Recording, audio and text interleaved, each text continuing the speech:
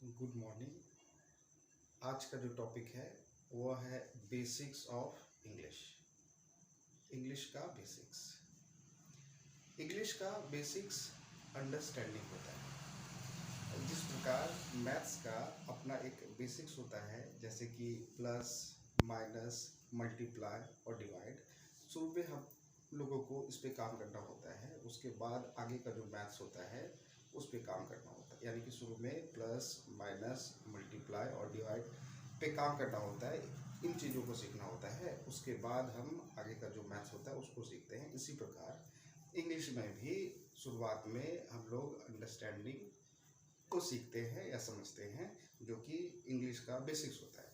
उसके बाद हम लोग इंग्लिश का जो एडवांस वर्जन है या आगे का जो चीज़ है उसको हम लोग सीखते हैं। अब सवाल यह है कि यह जो अंडरस्टैंडिंग है, इंग्लिश का जो अंडरस्टैंडिंग है, उसको कैसे ठीक किया जाए।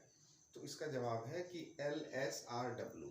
जब हम LSRW पे काम करते हैं, इसकी मदद से हम बेसिक्स जो है इंग्लिश का ठीक कर लेते हैं। LSRW का मतलब होता है, आप देख सकते हैं बोर्ड पे लिखा हुआ है, लिसनिंग।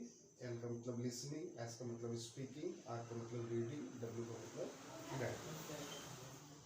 जब एक बच्चा जन्म लेता है तो शुरुआत का जो पहला साल होता है वो सुनता है, केवल सुनता है और समझने की कोशिश करता है। उसी प्रकार हम लोगों को भी जब हम एक लैंग्वेज को सीखने की कोशिश करते हैं, चाहे वो लैंग्वेज किसी भी भाषा का हो, शुरुआत में हम लोगों को पूरा साल सुनना चाहिए।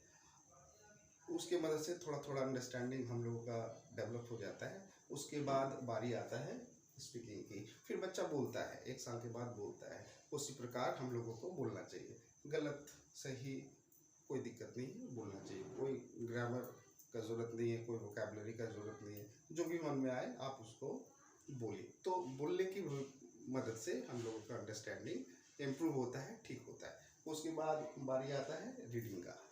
हमारे पॉइंट ऑफ व्यू से, मेरे पॉइंट ऑफ व्यू से अंडरस्टैंडिंग को ठीक करने के क्रम में जो सबसे इम्पोर्टेंट हिस्सा होता है वो रीडिंग का होता है। इसलिए इस पर ज़्यादा फोकस करने की ज़रूरत है। रीडिंग कैसे करें? जब आप पढ़ते हैं, कोई भी ग्रामर का टर्म आए जाने दीजिए, कोई वोकैबलरी आए जो न समझ में आ रहा हो उसको भी जाने दीजिए।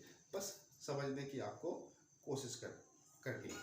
और कोई भी चीज़ जो आपको अच्छा लगता है पढ़े, ज़रूरी नहीं कि न्यूज़पेपर ही पढ़े, जो भी चीज़ आपको अच्छा लगता है आप पढ़ें। उसके बाद बारी आता है आपका राइटिंग का। राइटिंग के भी मदद से आप अपना अंडरस्टैंडिंग ठीक करते हैं। जो भी मन में आए आप उसको लिखिए, जो भी हो, किसी के ऊपर भी आप एक आर्टिकल लिखें, उससे भी आपका अंडरस्टैंडिंग ठीक होता है। जब आपका अंडरस्टैंडिंग ठीक हो जाता है, फिर आगे की बात आती है अंग्रेजी में ठीक करने की। तो उम्मीद करते हैं कि आप लोग बेसिक्स ऑफ इंग्लिश समझ गए होंगे। आज के लिए